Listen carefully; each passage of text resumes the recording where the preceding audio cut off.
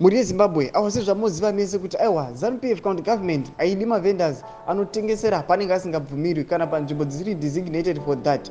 Saka tinoona kuti Jacob Mafume anova meya weHarare anosvika otaura mashoko anocontradicta naizvo achiti aiwa zviri kuitwa nemunicipal hazvizirizvo nekuti vanopedzera vachikanganisa macitizens uye vachipedzera vachiassaulta sezvamunoona.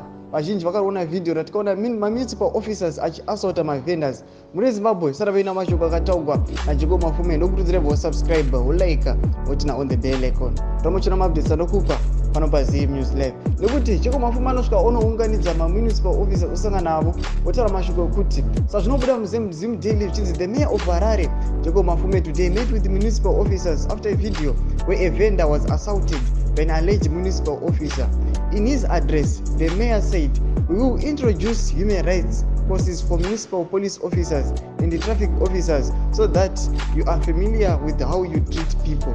Ndo mashoko anotaurwa naJacob Mafume achiti aiwa toda kunovadzidzisa maprinciples kuti vagone vazive kuti vanhu vanotaurwa sei navo. Toza kuti vanhu vazhinji vakashungurudzwa aiwa netimu rekanzuru netimu remunicipal. Saka chimbotiudzai kuti munoti kudii pamusoro penyaya iyi. Ina mucomment section veduudze mafungiro enyu kana mune vashungurudzwa movotidza masituations makasangana nawo aiwa tiudze mafungiro enyu musangana subscribe like wotina on the bell icon. Tamuchona mabdesa rokupa pano paZim News Live.